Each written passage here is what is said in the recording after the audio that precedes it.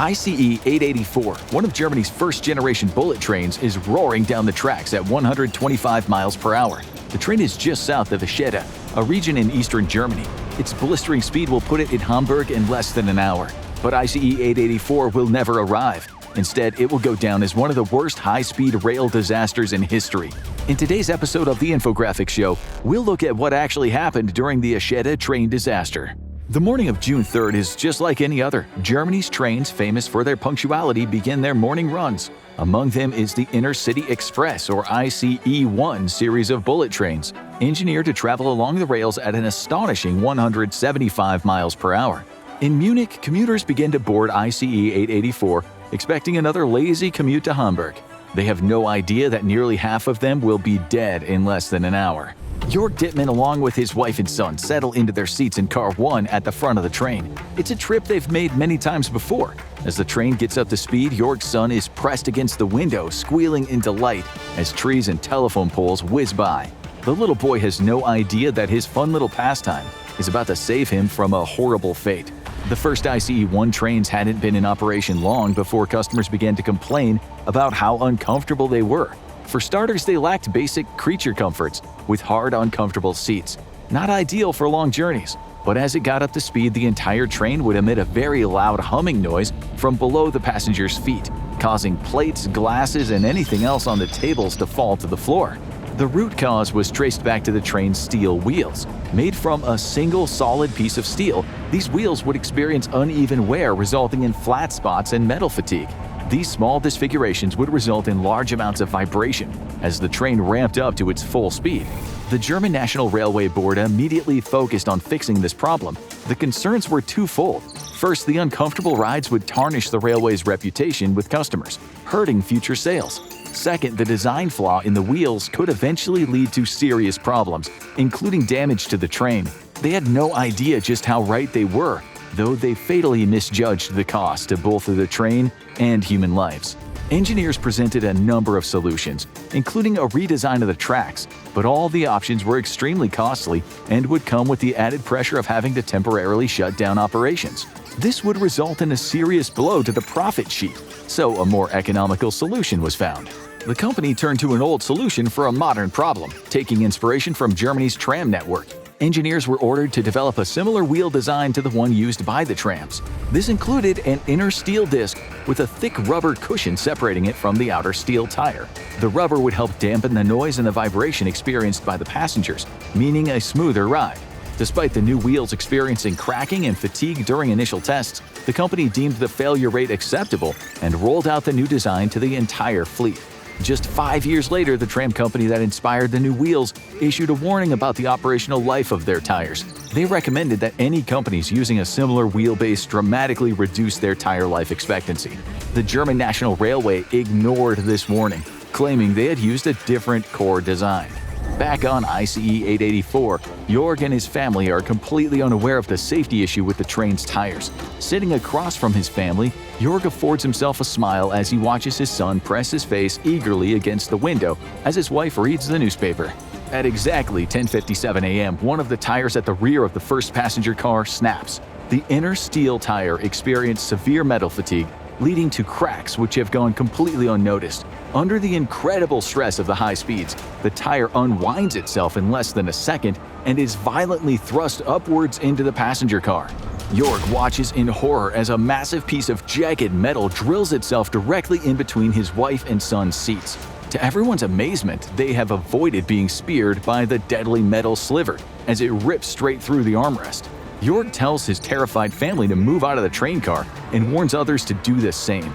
As he frantically looks for the conductor, Jörg fails to notice the emergency brake in the afflicted train car and the compartment linking it to the car behind it. Despite the damage, the train is still roaring along at full speed. Eventually, the conductor is located in a separate car. Jörg implores him to stop the train, but per company policy, the conductor must visually inspect any damage before fully stopping the train. The company has a strict adherence to the schedule, and the train was already 1 minute late leaving the station. As they enter the stricken train car, it suddenly begins to sway wildly. The motion spreads to the other cars behind. causing a surge of panic among the passengers. Jorg and the conductor fight against the violent shaking and desperately try to reach one of the emergency brakes, but before they can get there, an unstoppable disaster unfolds in mere seconds below their feet. A derailed wheel slips inside of the guide rail. The force of the impact pushes the guide rail up, penetrating the floor of the car. Just 500 feet ahead looms a large concrete overpass. There is nothing that can stop the carnage that is about to come. One of the derailed wheels strikes a points lever, changing the setting. The rear wheels of the third car are now on a parallel track as the train passes under the concrete overpass at Eschede. While the locomotive and the first two cars pass under safely, Car 3, now almost entirely sideways, smashes straight into two of the support columns at 125 miles per hour. The car and supports explode in a shower of metal and concrete shards, killing everyone inside the car instantly.